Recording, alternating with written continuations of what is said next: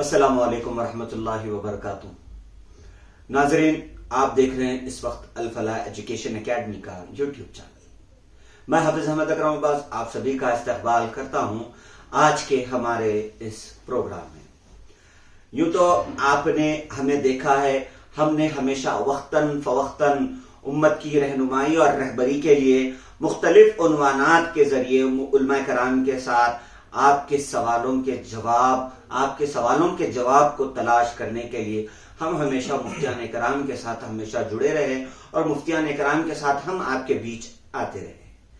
آج بھی میں ایک ایسے ہی عنوان کے ساتھ، جو کہ دور حاضر میں بڑے ہی نازک لمحات میں گزر رہا ہے، ایک ایسا ہی بڑا قیمتی عنوان لے کر آیا ہوں۔ قبل اس کے کہ میں اپنے عنوان کی طرف بڑھوں، آج کے ہمارے مہمان عالی ندیم، ہر دل عزیز، آپ کے اور میرے من پسندیدہ مفتی صاحب حضرت مولانا مفتی حافظ سید قاسم علی زاہد اشاعتی صاحب، امام و خطیب مسجد عثمانیہ کنگ کوٹی حیدرآباد کا ہم تہہ دل سے استقبال کرتے ہیں کہ مفتی صاحب آپ نے ہمیں اپنا قیمتی وقت دیا۔ میں بڑھتا ہوں عنوان کی طرف۔ عنوان ہی کچھ ایسا باریک، اور دیکھنے والے لوگوں سے میں یہ ضرور گزارش کروں گا، ضرور ضرور ویڈیو کو، پروگرام کو آخر تک دیکھنا، اور یہ عزم کے ساتھ پروگرام کے اختتام پر یہ عزم کے ساتھ یہاں سے جانا کہ انشاءاللہ ہم اپنا تعلق ہماری مسجد کے ائمہ حضرات، ہماری بستی کے علماء کرام حضرات سے ہم اپنا تعلق ضرور بنائے رکھیں۔ آپ سمجھ ہی گئے ہوں گے میں کس عنوان کی طرف بڑھنے جا رہا ہوں۔ کیا شریعت محمدی صلی اللہ علیہ وسلم میں کسی کا عمل دخل ممکن ہے یا نہیں؟ زبان لرز جاتی ہے، دل بے چین ہو جاتا ہے جب شریعت میں عمل و دخل کی بات آتی ہے۔ میں سب سے پہلے مفتی صاحب آپ سے یہ جاننا چاہوں گا، ہمارے وہ نوجوانوں کے لیے خاص کر جن کو اصل میں شریعت کا مطلب کیا ہے یہی نہیں معلوم، تو میں چاہوں گا کہ ہم اپنے بات کو یہاں سے شروع کریں، پھر انشاءاللہ آگے اور بھی سوالات ہیں، ہم اس سے اپنی گفتگو کو جاری رکھیں گے۔ شریعت کسے کہتے ہیں اور شریعت کا مطلب کیا ہے؟ السلام علیکم ورحمۃ اللہ وبرکاتہ۔ محترم ناظرین کرام، نحمدہ ونصلی علی رسولہ الکریم، اما بعد۔ شریعت کسے کہتے ہیں یہ سوال آیا ہے۔ شریعت اللہ تبارک و تعالی کی جانب سے نازل کردہ مکمل احکامات کا جو مجموعہ ہے اس کو شریعت کہا جاتا ہے۔ اگر اس کو تھوڑا سا تفصیلی طور پر میں بیان کروں تو شریعت میں اللہ تبارک و تعالی کے کلام کے وسیلے سے، واسطے سے، ذریعے سے جو بھی احکامات ہم کو مل رہے ہیں، وہ سارے احکامات اللہ کے رسول صلی اللہ علیہ وسلم کی جانب سے جتنے احادیث اور جتنے اقوال، آپ کے اعمال اور آپ کے افعال اور آپ کے کردار اور آپ کی نقل و حرکتیں، یہ شریعت میں داخل ہے۔ اللہ کے رسول صلی اللہ علیہ وسلم نے فرمایا، اصحابی کالنجوم بأیہم اقتدیتم اہتدیتم، میرے صحابہ ستاروں کے مانند ہے، تم میرے صحابہ میں جس کسی کی بھی اقتدا کرو گے راستہ پا جاؤ گے۔ لہذا اللہ کے رسول صلی اللہ علیہ وسلم کے اقوال کے ساتھ ساتھ ان کے اپنے جن کی آپ علیہ الصلوۃ والسلام نے پرورش کی، جس طریقے سے میں کہوں کہ ان کو سمجھایا اور بتایا اور ان کو شریعت مطہرہ کا ایسا پیکر مجسم بنایا کہ کوئی بھی انسان صحابہ کرام رضوان اللہ تعالی علیہ مجمعین میں کسی ایک کے بھی راستے پر اگر چلنا شروع کر دے تو وہ راستہ پا جائے گا، کامیاب ہو جائے گا، اور آپ کی سرپرستی میں اور آپ ہی کے وہ لوگ سب کے سب سیکھے سکھائے ہوئے تھے۔ لہذا صحابہ کرام رضوان اللہ تعالی علیہ مجمعین کے بھی اقوال، اعمال، افعال، یہ سارے کے سارے شریعت میں داخل ہوتے ہیں۔ خلاصے کے طور پر اللہ تبارک و تعالی کے احکامات اللہ کی جانب سے جو امت کو ملے ہیں، اور صحابہ کرام رضوان اللہ تعالی علیہ مجمعین اور اللہ کے رسول صلی اللہ علیہ وسلم کے تمام احکامات، یہ شریعت کہلاتے ہیں۔ جی، جیسا کہ آپ نے ابھی بتایا مفتی صاحب کہ اللہ پاک کے تمام احکامات اور صحابہ کرام کی تو فالو کرنے اور اس کو ساری چیزوں کو شریعت کہا جاتا ہے، مگر ایک بہت بڑا اور ایک بہت باریک مسئلہ یہ بھی ہے میں اپنے سوال کو تھوڑا سا کھول کر آپ کے سامنے ایک ساتھ باری باری کر کے ایک ہی سوال میں 2-3 چیزیں آپ سے میں جاننا چاہوں گا کہ آج جس طریقے سے شریعت میں تبدیلی کے لیے کچھ لوگوں کے سہارے سے یہ کرنے کی کوشش کی جا رہی ہے، کہنے کی کوشش کی جا رہی ہے کہ عورتوں پر ظلم اور زیادتی ہو رہی ہے حجاب کے نام پہ. جہاں تک ہم نے آپ سے اور استاد الاساتذہ سارے اساتذہوں سے ہم نے جہاں سنا، عورت کو مقام اور مرتبہ ملا شریعت محمدی میں، مگر پھر کیا ہو گیا کہ آج حجاب کے نام پہ جو ہائی کورٹ میں جو کوئی کیس چل رہا ہے، ہائی کورٹ میں جس کی بات ہو رہی ہے، حجاب کا مسئلہ ہو یا پھر 3 طلاق کا مسئلہ ہو، ایسے اور بھی کئی ایسے مسائل جو چل رہے ہیں شریعت کے اندر تبدیلی لانے کے لیے، تو اس کے بارے میں کیا کہنا؟ یہ کس کی غلطی ہے؟ یا یہ ہماری غلطی ہے یا پھر یہ ان لوگوں کی غلطی ہے جنہوں نے اپنا تعلق علماء کرام سے جوڑے نہیں رکھا؟ محترم ناظرین کرام، ایک آج کل کا جو چلتا ہوا مسئلہ ہے اس کی طرف توجہ دلانے کی پوری کوشش ہے محترم حافظ اکرم عباس صاحب کی. تو لہذا یہی سوالات ہے کہ جو آج کل ہائی کورٹ میں بھی چل رہے ہیں اور قانونی اعتبار سے بھی اس کو لیا جا رہا ہے. خلاصے کے طور پہ اگر میں کہتے ہوئے تھوڑی سی تفصیل بیان کروں تو مناسب رہے گا. سب سے پہلے تو اس کے پیچھے جو تحریک کار فرما ہے، جو بدماشیاں جس کو میں کہوں گا اور جو مکاریاں جس کو میں کہوں گا، 2-3 باتیں اس کے پیچھے ہیں.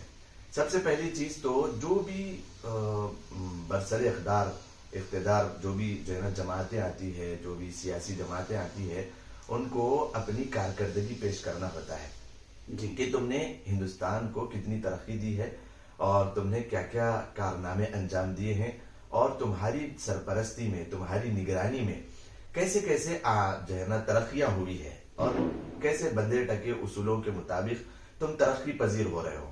تو ان سوالات کے جوابات جب نہیں ہوتے ہیں تو پھر رہ سہ کے وہی درخت نظر آتا ہے جس پہ پھل ہوتے ہیں، تو پھر انسان وہ پھلدار درخت پہ پتھر مارنا شروع کر دیتا ہے.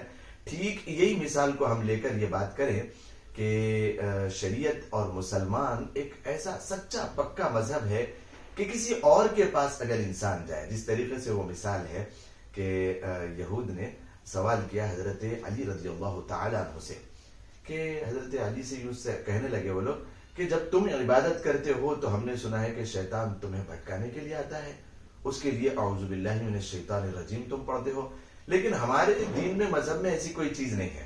آج بھی وہ لوگ کہتے ہیں کہ جب ہم عبادتیں کرتے ہیں اور جب ہم کوئی نیک اعمال کرنے کی کوشش کرتے ہیں تو ہمارے لیے کوئی ایسی پابندی نہیں ہے کہ جب ہم قرآن پڑھتے ہیں تو اعوذ باللہ پڑھنا ہے، یا پھر ہم نماز پڑھتے ہیں تو استغفار کرنا ہے نماز پڑھنے کے فوراً بعد، اور کوئی نیک اعمال کرنے پر اللہ کا شکر، ایسا کچھ نہیں ہے. کیوں؟ تو حضرت علی رضی اللہ تعالیٰ عنہ نے جواب دیا تھا. وہ جواب کے سہارے سے میں بات کو آگے بڑھاؤں گا. آپ نے کہا تھا کہ دیکھو 2 کمرے ہیں، حجرے ہیں.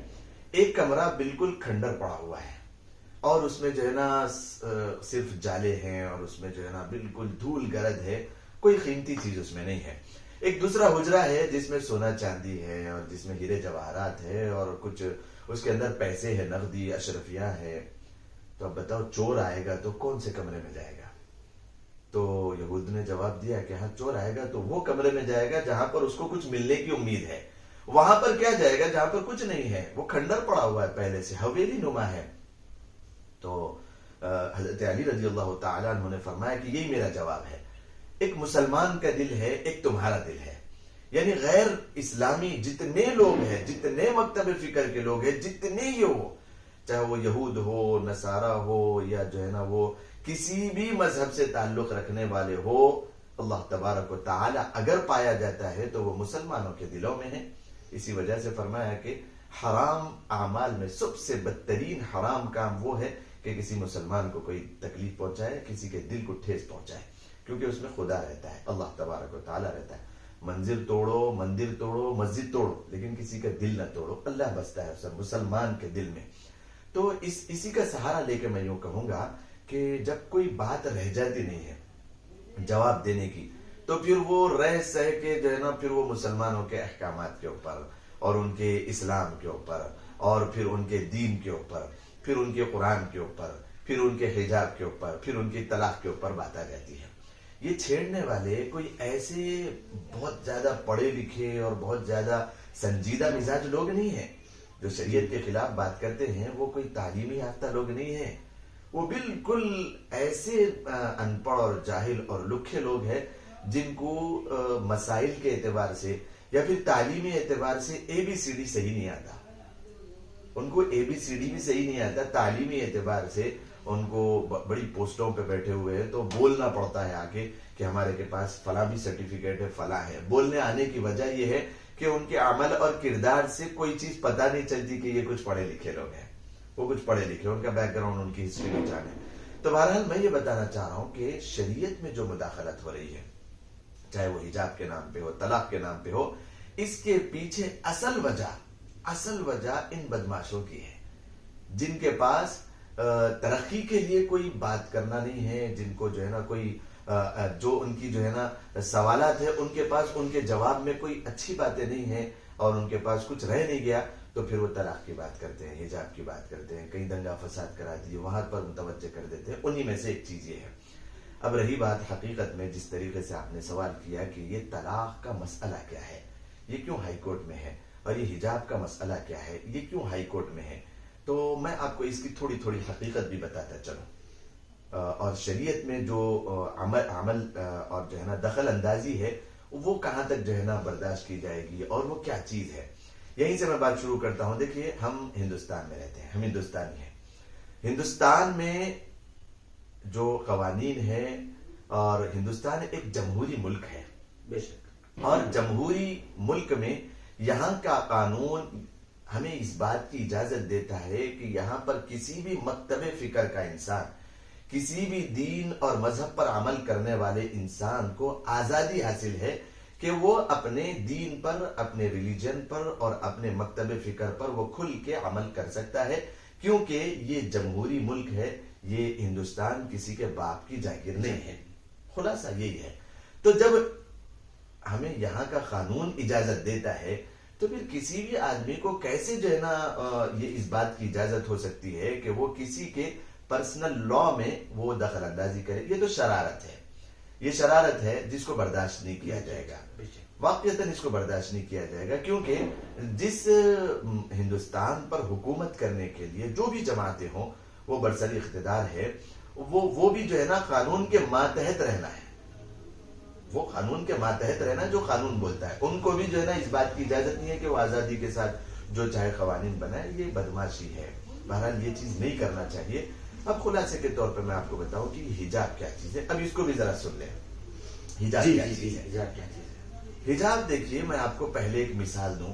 قرآن کریم کی آیتیں بھی میں بتاؤں گا. قرآن کریم کی آیتوں سے اور احادیث سے اگر میں بتاؤں گا تو مسلمانوں کے لیے اور اسلام کے فالوورز کے لیے تو بہرحال عمل کرنا آسان ہو جائے گا, کیونکہ وہ قرآن کے مت والے ہیں اور حدیث کو وہ ماننے والے ہیں. لیکن ایک غیر بھی اگر سنتا ہے, یعنی ہمارے ہندوستانی بھائی بھی اگر اس بات کو سنتے ہوں تو وہ بھی سمجھیں کہ شریعت میں جو احکامات بتائے گئے ہیں وہ صرف مسلمانوں کے لیے ضروری نہیں, بلکہ جو فرد بھی اسلام کے اوپر اگر وہ عمل نہیں کرنے والا ہے تب بھی وہ شریعت کے احکامات کے اوپر عمل کرنا چاہے تو دنیاوی اعتبار سے بھی سراسر اس کے لیے فائدہ مند چیز ہے. بے شک, سراسر اس کے لیے فائدہ مند چیز ہے. تو میں شرعی اعتبار سے ابھی نہیں, غیر شرعی اعتبار سے, عقلی اعتبار سے میں ابھی اس بات کو بتانے کی جسارت کر رہا ہوں کہ حجاب یہ کیسے ہر عورت کے لیے فائدہ مند چیز ہے. مثال کے طور پر آپ نے دیکھا لوہے کی دکانوں کو, بے شک, لوہے کی دکانوں کو آپ نے دیکھا کہ وہ اسٹیل کی ہے, لوہے کی ہے, شیخ کی ہے, سلیوں کی دکانیں ہیں. تو کبھی بھی لوہار اپنے لوہے کو اپنی دکان کے اندر لے کر نہیں بیٹھتا ہے, وہ باہر بنداز رکھے ہوئے رہتے ہیں. لوہے کی دکانیں جو ہوتی ہے وہ چھوٹی سی نہیں ہوتی, وہ بہت بڑی بڑی گراؤنڈ ہوتے ہیں, میدان ہوتے ہیں, وہاں پر لوہا باہر پڑا ہوا ہوتا ہے. اب سردی کا موسم ہے, سردی کڑاکے کی ہو رہی ہے, لیکن اس لوہے کو کوئی نقصان پہنچتا نہیں. اور اس کا جو ہے نا جو بڑا ہے, دکان کا سیٹ ہے, مالک ہے, اس کو بھی پتا ہے کہ لوہے کو کوئی نقصان ہونے والا نہیں ہے. اور اسی طریقے سے اگر گرمی آ جائے شدت کی تو کتنی ہی تیز گرمی ہو وہ گرمی اور وہ دھوپ کی تپش اس لوہے کو نہ پگھلا سکتی ہے نہ اس کا کوئی نقصان کر سکتی ہے. ٹھیک اسی طریقے سے اگر بارش ہو جائے لوہا باہر پڑا ہوا ہو لوہے کو کوئی جو ہے نا نقصان نہیں پہنچتا. یہ ہماری جو گاڑیاں اور کاریں بنی ہوئی لوہے کی بنی ہوئی اسٹیل کی بنی ہوئی اس کے اوپر کتنی بارش ہو جائے دھوپ ہو جائے اور جو ہے نا سردی ہو جائے گرمی ہو جائے کوئی بھی موسم آ جائے کوئی نقصان ان کا نہیں ہوتا کیونکہ یہ لوہا ہے. اور یہ مثال ہے مرد حضرات کی. اللہ تبارک و تعالیٰ نے مرد حضرات کے لیے کوئی خاص پردہ متعین نہیں فرمایا. یوں تو فرمایا ہے کہ اپنی آنکھوں کو نگاہوں کو نیچے رکھیں اور اپنے سطر کو ڈھانک کے رکھیں, لیکن جو عورتوں کا پردہ ہے وہ تھوڑا سا الگ ہے اور مردوں کے پردے کا الگ ہے. یہ مردوں کی مثال لوہے کی مانند ہے. اللہ تبارک و تعالیٰ نے انہیں بنایا. یہ سردی میں باہر نکلے گرمی میں باہر نکلے یا اپنے گھر سے باہر نکلے یا اپنے ملک سے باہر نکلے یا اکیلے چلے جائے یا دوست و احباب کے ساتھ چلے جائے ان کے اوپر کوئی بھی قسم کی نہ نگاہ ان کو کوئی نقصان پہنچا سکتی ہے اور نہ ہی شر پسند ان کے اپنے جو ہے نا جسمانی اعتبار سے کوئی نقصان ان کو پہنچ سکتا ہے. اللہ تبارک و تعالیٰ نے ان کو مانند لوہا بنایا ہے. اس کے برخلاف آپ نے سونار کی دکان کو دیکھا ہوگا. سونے کی جو دکان ہے جولرز والے وہ اپنے سونے کو باضابطہ اندر لے کر بیٹھتے ہیں اور صرف اندر نہیں بلکہ شام کا وقت ہوتا ہے تو وہ اپنے سونے کے ایک ایک نیکلس اور ایک ایک اپنے جو ہے نا جس بھی قسم کا وہ بنا ہوا ہو ہاتھ کے کڑے ہو یا پھر نیکلس ہو کان کے بالیاں ہو یا پھر وہ کسی بھی قسم کا بنا ہو سونا ہے. شام کے وقت وہ اندر بلکہ تجوری کے اندر بھی ایک چور تجوری ہوتی ہے اس کے اندر بالکل اس کو محفوظ رکھ کے پھر باہر نکلتا ہے. یہ لوہے کی مانند نہیں ہے کہ اس کو گرمی بھی نقصان نہ پہنچائے سردی بھی نقصان نہ پہنچائے. یہ سونا ہے یہ قیمتی ترین چیز ہے اس کی حفاظت ضروری ہے. یہ چوری ہو جائے گا چور لٹیرے اس کو لوٹ کر لے کر چلے جائیں گے لہذا اور نظر بھی بری پڑ گئی تو کسی بھی حال اس کا ہر اعتبار سے نقصان ہو جائے گا. لہذا قیمتی ترین چیز کو باہر نہیں پھینکا جاتا ہے باہر میدانوں میں نہیں رکھا جاتا ہے بلکہ اس کو اندر حفاظت سے رکھا جاتا ہے بلکہ اس کو پورا اوڑھ لپٹ کے کر کے اس کو اندر. ٹھیک یہی مثال مردوں اور عورتوں کی ہے. مرد حضرات کو اللہ تبارک و تعالیٰ نے لوہے کے مانند بنایا ہے. کوئی بھی موسم جس طریقے سے اس کو نقصان نہیں پہنچا سکتا ہے اسی طریقے سے کسی بھی قسم کا آدمی اور لوگ اور دنیا کے باہر کی جو بھی ماحول ہے اس کو نقصان نہیں پہنچا سکتے. رہی بات عورت کی تو عورت کی مثال سونے کی مانند ہے. شریعت مطہرہ نے اس کو ایک قیمتی شے قرار دیا ہے. شریعت مطہرہ نے عورت کو ایک بہت زیادہ ایک پریشیس شے قرار دیا ہے. جی ویری پریشیس. عورت مانند ویری پریشیس. اس کا نام ہی رکھا گیا عورت. عورت کا مطلب یہ ہے کہ چھپانا اندر نہ آنے دینا. اس کا ایک ترجمہ ہے عورت کا لغوی معنی اندر آنے دینے کی اجازت نہ دینا اور چھپائے رکھنا. چھپانا عورت ستر عورت کہا جاتا ہے. ستر عورت مطلب اور ستر کو چھپاؤ چھپانا اس کا ترجمہ ہے. نام ہی رکھ دیا گیا اردو میں اس کو عورت کہا جاتا ہے عورت. تو اس طریقے سے وہ سونے کے مانند ہے اس کو حفاظت سے. اب آپ بتائیے سونے کے ساتھ کوئی نقصان ہوا یا ہم نے اس کے ساتھ کوئی زیادتی کی. جو سونار ہے انہوں نے شام کے وقت اس کو بالکل اندر رکھ دیا. اس کو باہر نہیں رکھا بازار میں بلکہ اس کو تجوری کے اندر رکھا اور پیک کر کے اڑا کے کر کے رکھا. تو کوئی بھی انسان یوں نہیں کہتا کہ سونے کے ساتھ ظلم ہو گیا تو اس کو جو ہے نا اڑا پنا کے اندر رکھ دیا گیا. لوگوں کو معلوم ہے یہ قیمتی چیز ہے اور اس کے ساتھ یہی معاملہ ہونا چاہیے ورنہ کوئی بھی چور لچکا اور جو ہے نا اٹھا کے لے جانے والا اس کو اٹھا کے لے جائے گا اور اس کے ساتھ ظلم و زیادتی ہوگی. وہ قیمتی ترین چیز ہے. تو بہرحال دوسرے بھی مکتب فکر میں مذاہب میں یہاں تک کہ میں اگر بات کروں ہندو مذاہب میں سناتن دھرم ہے اس میں بھی یہ بات لکھی ہوئی ہے پردے کی. یہ اگر میں نہ بتاؤں تو شاید اپنے ہندوستانی بھائیوں کے ساتھ ناانصافی ہو جائے چونکہ وہ لوگ بھی کتابیں نہیں پڑھتے.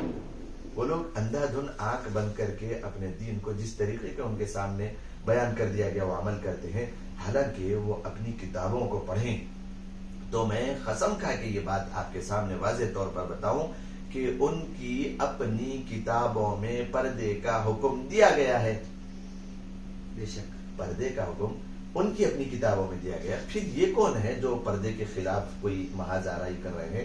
یہ کوئی مذہب والے نہیں ہیں، یہ کوئی دین کے اور کوئی جو ہے نا ریلیجن کے فالو کرنے والے نہیں ہیں. یہ باضابطہ آپ سنیں، واقعتاً یہ بات کو آپ سنیں، جتنے لوگ پردے کے خلاف، حجاب کے خلاف آواز اٹھا رہے ہیں، صرف اور صرف سیاسی بنیادوں کی وجہ سے، سیاسی معاملات کی وجہ سے، اپنے روٹی پر دال کس طریقے سے آئے اس وجہ سے. حالانکہ اگر وہ اپنے تہی امانت دار ہوتے تو واقعتاً وہ لوگ بھی اپنے مذہب کے خلاف ورزی نہ کرتے. اگر ان کو اس بات کا خوف ہوتا کہ ایشور کے پاس جانا ہے اور ان کو اپنی منہ دکھانا ہے، صورت دکھانا ہے، تو وہ کم از کم کتاب تو پڑھتے. پہلے انہوں نے اپنی کتابوں کو ہی نہیں پڑھا. اپنی کتابوں کے ساتھ دغا بازی کرنے والا وہ کیا دوسرے مذاہب کے لوگوں کے ساتھ جو ہے نا اچھائی کرے گا، ہمدردی کرے گا اور جو ہے نا ان کے ساتھ انصاف کا معاملہ کرے گا. بعض ایسی مکتب فکر کے یعنی بغیر کسی اس کے، ان کو کہا جاتا ہے دہریے. نہ وہ ایشور کو مانتے ہیں، نہ خدا کو مانتے ہیں، نہ گاڈ کو مانتے ہیں، نہ وہ یہوہ کو مانتے ہیں. یعنی گاڈ کے، اللہ کے کئی نام ہے، اللہ تو ایک ہی ہے، اس کے کئی نام ہے، کسی ایک کو بھی وہ نہیں مانتے. یعنی خدا کا کوئی تصور ان کے پاس نہیں ہے. ان کے پاس کوئی مذہبی پیشوا نہیں آئے. وہ لوگ نام تو لیں گے، بہرحال وہ رام کا نام لو یا پھر جو ہے نا لکشمن کا نام لو، وہ سیتا کا نام مانتے نہیں ہیں، کیونکہ ان کی خود کتابوں میں لکھا ہوا ہے. رام کے جو گھر والی تھے سیتا، ان کے متعلق خود لکھا ہوا ہے جب لکشمن ان کے پاس آئے تھے تو پیر سے دیکھ کر ان کو پہچانا تھا، چہرہ تو چھپا ہوا تھا. اس بات کو میں نے اس سے پہلے بھی کسی موقع پر بیان کیا ہے کہ جب ان کی کتابوں کو پڑھا جاتا ہے تو میں خود ان کی اپنے پیشوا، ان کے رہنما ماننے والے، جس کی عزت ہم بھی خود کرتے ہیں، جن کی عزت رام عزت ہم کریں گے، کیونکہ اللہ کے رسول علیہ الصلوۃ والسلام نے فرمایا کہ تم اپنے باپ کو گالی نہ دو، ماں کو گالی نہ دو. تو اللہ کے رسول علیہ الصلوۃ والسلام، ہم کیسے اپنے باپ کو اور ماں کو گالی دیں گے؟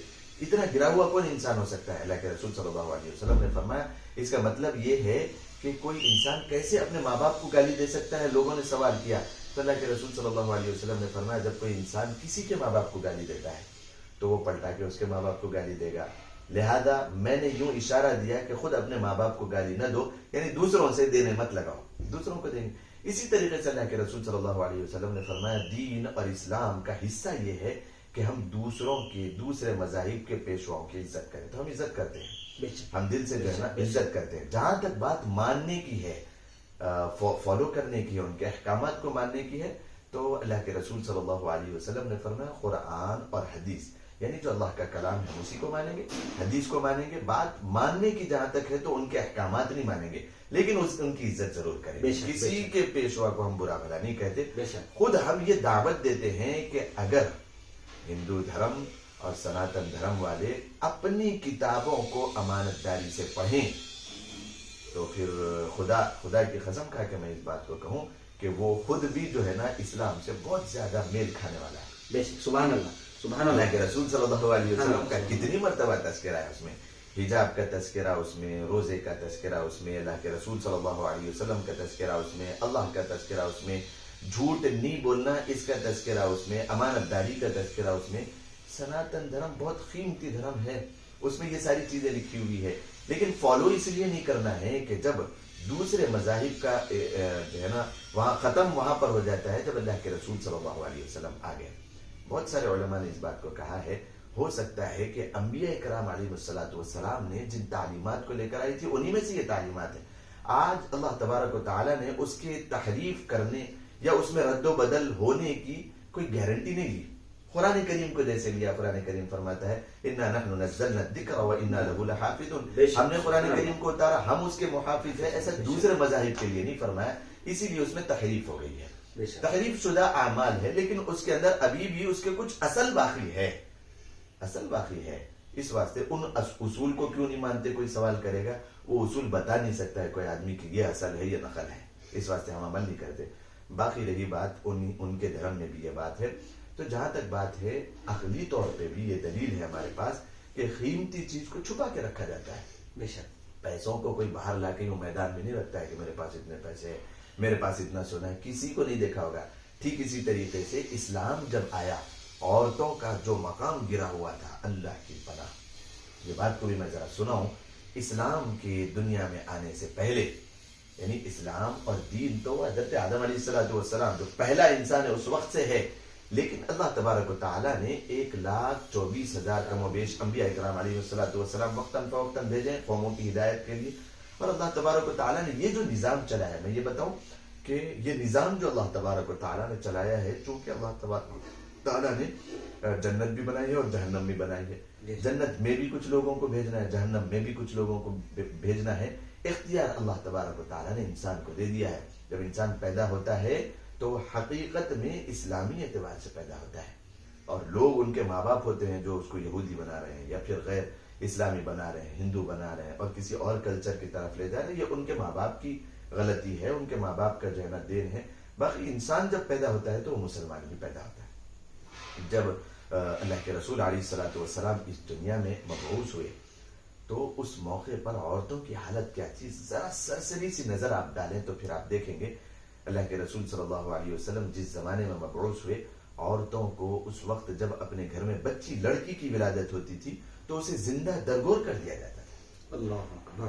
کئی ایسے واقعات ملتے ہیں، کئی ایسے جو بعد میں چل کے کفر سے اسلام کی طرف آئے. صحابہ کرام رضوان اللہ تعالی علیہ مجمعین یوں اپنی آپ بیتی سنائے اللہ کے رسول علیہ الصلوۃ والسلام کے سامنے کہ اللہ کے رسول صلی اللہ علیہ وسلم، میں بہت بڑا گنہگار انسان ہوں، میں بہت بڑا گنہگار انسان ہوں، کیا اتنے گناہ کرنے کے باوجود بھی میرے لیے معافی ہے؟ اللہ کے رسول صلی اللہ علیہ وسلم نے فرمایا کہ کتنے ہی بڑے گناہ کر لو اللہ تبارک و تعالیٰ معاف کر دے گا. اللہ تواب ہے، توبہ قبول کرنے والا ہے، رحمتوں والا ہے، ارحم الراحمین ہے، اور غفار الذنوب ہے، ستار العیوب ہے. اللہ تبارک و تعالیٰ معاف کر دے گا. تم بتاؤ تو صحیح کیا گناہ تم نے کیا؟ اللہ کے رسول، میں اپنی زبان پہ نہیں لا سکتا ہوں، اتنے گنونے اور اتنے بڑے بڑے میں نے گناہ کیے ہیں، میں اپنی زبان پہ نہیں لا سکتا ہوں. پھر بھی میرے لیے کیا مغفرت کا تمغہ ہوگا اور اللہ تبارک و تعالیٰ معاف کرے گا؟ اللہ کے رسول نے فرمایا ایسے کیا گناہ کیے ہیں؟ تو جب انہوں نے سنایا اور پھر وہ کہانی سنانے کے بعد جب اللہ کے رسول علیہ الصلوۃ والسلام کی طرف دیکھا تو آنسوؤں سے داڑھی اور سینہ پورا کا پورا تر تھا. اللہ کے رسول اتنے غصے میں ایسا اللہ کے رسول علیہ الصلوۃ والسلام آئے تھے. وہ واقعہ کیا انہوں نے سنایا کہ اللہ کے رسول صلی اللہ علیہ وسلم، میں نے اپنے ہاتھوں سے 70 سے زائد معصوم بچیوں کو زندہ زمین میں درگور کیا ہے، زمین میں نے دفن کیا ہے. اللہ کے رسول علیہ الصلوۃ والسلام رحمت للعالمین بنا کر بھیجے گئے تھے. یہ واقعات ہے. دیکھیے اسلام آیا تو عورتوں کو کیسے عزت بخشی گئی، کیسے عزت ملی. یہ پردہ اور یہ حجاب یہ کیسی عزت کا ضامن اور سبب ہے، یہ بات کو ہمیں سمجھنا ہے. اور اللہ کے رسول علیہ الصلوۃ والسلام کے سامنے انہوں نے کہا کہ میری اپنے گھر میں سفر پہ گیا ہوا تھا، اس وقت میری بیوی امید سے تھی. جب میں گھر پر آیا تو 2-3 سال گزر گئے تھے. میری بیوی ڈر کے مارے بچی کو جو ہے نا بازو پڑوس میں رکھا دیا تھا کہ ہمارے جب شوہر آئیں گے تو شاید ہو سکتا ہے کہ وہ اس سے ہمیں دفن کر دیں، کیونکہ انہوں نے اپنے ہاتھ سے کئی بچیوں کو جو ہے نا دفن کیا ہے. تو جب وہ گھر پر آئے شوہر اور انہوں نے سوال کیا کہ بچی کہاں ہے، تو بیوی نے کہا کہ جس طریقے سے آپ کا حکم تھا کہ اگر لڑکا ہو تو اسے رکھنا اور اگر لڑکی ہو تو اسے دفن کر دینا، میں نے اس کو دفن کر دیا ہے. تو وہ بچی پڑوس سے آتی تھی اور آ کے جو ہے نا اپنے گھر میں کھیلتی تھی، کیونکہ اس کا گھر حقیقت میں یہ تھا. تو شوہر نے سوال کیا 2-4 دن کے بعد کہ یہ کون بچی ہے؟ تو اس نے کہا کہ یہ پڑوس والوں کی بچی ہے. بیوی نے کہا کہ یہ پڑوس کی بچی ہے. تو وہ لاڑ پیار کرنے لگا اور 2-4 دن 8-10 دن ایسے ہی گزرے. تو جب بیوی نے دیکھا کہ یہ واقعہ سنا رہا ہے وہ اللہ کے رسول علیہ الصلوۃ والسلام کے سامنے، بیوی نے دیکھا کہ بہت لاڑ پیار کر رہے ہیں، ہو سکتا ہے کہ پڑوس کی ہے تو اتنا لاڑ پیار کر رہے ہیں تو ہو سکتا ہے کہ میں اپنی ہی ہوں، اپنی ہی لڑکی ہے، کہہ دوں تو شاید ہو سکتا ہے کہ لاڑ پیار کریں گے. تو میں نے اس طریقے سے پھر شوہر کے سامنے کہا کہ یہ کسی اور کی نہیں، یہ ہماری اپنی بیٹی ہے. میں ڈر کر یہ کہہ آپ سے کہتی رہی کہ یہ پڑوس کی بیٹی ہے. فوراً وہ آگ بگولا ہو گیا. وہ کہتا ہے کہ میں اتنا غصے میں آیا اور اسی وقت بغیر کوئی اور کام کیے ہوئے ایک میں نے کھلاڑی لی اور جو ہے نا ایک سبل لیا اور اپنی بچی کو جو ہے نا ہاتھ پکڑ کے لے جانے لگا ایک جنگل کی طرف. تو بچی کہتی رہی ابا جان مجھے کہاں لے جا رہے ہیں؟ تو بس وہ کھیلتی رہی اور انگلی پکڑ کے جو ہے نا اچھلتی رہی، معصومیت سے بات کرتی رہی. تو میں جنگل میں جب گیا تو میں اپنے ہاتھ سے جو ہے نا گڑھا کھودنے لگا کہ میں اپنی بچی کو دفن کر دوں. تو گھڑا کھودنے کی وجہ سے جو دھول اڑتی میری داڑھی پہ پڑتی تو وہ دھول کو میری پیاری سی معصوم بچی جو ہے نا اس کو جھاڑتی کہ ابا جان آپ کی داڑھی پہ دھول آ گئی ہے. وہ جھاڑتی رہتی، اور جو ہے نا میرے بالوں پہ جب پانی آتا تو وہ مٹی آتی تو اسے جھاڑتی رہتی، میرے کپڑوں کی فکر کرتی، مجھے کوئی چوٹ آ گئی تو اس کی فکر کرتی. لیکن میرا دل اتنا سخت ہو گیا تھا اس موقع پر، اللہ کے رسول کو یہ واقعہ سنا رہے ہوں، اتنا سخت ہو گیا تھا کہ میں نے اپنے ہاتھوں سے گڑھا کھود کے اپنی بچی کو گڑھے میں ٹھہرا کر دیا. اور پھر جب میں مٹی ڈالنے لگا تو بچی کہنے لگی کہ ابا جان میں نے ایسا کیا غلطی کی ہے، میں نے کیا ایسا آپ کے اوپر جو ہے نا جرم کیا ہے، آپ مجھے زمین میں دفن کر رہے ہیں. ابا جان میں آپ سے کبھی 1 روپیہ نہیں مانگوں گی، مجھے آپ کی کوئی چیز کی ضرورت نہیں ہے، میں کھاؤں گی بھی نہیں، پیوں گی بھی نہیں آپ کے پاس سے، میں کہیں اور جا کے رہ جاؤں گی، آپ کے اوپر میں کوئی زیادتی نہیں کروں گی. کیوں آپ مجھے دفن کر رہے ہیں؟ چھوٹی سی معصوم 4-5 سال کی بچی ہے، اپنی تو دلاتی ہوئی زبان میں یوں کہتی رہی، لیکن میرا دل اتنا سخت ہو گیا تھا. اللہ کے رسول کو واقعہ سنا رہے تھے کہ میں نے ڈالتے ڈالتے پوری مٹی اس کے اوپر ڈال دیا اور اس کو دفن کر کے پھر گھر واپس آ گیا.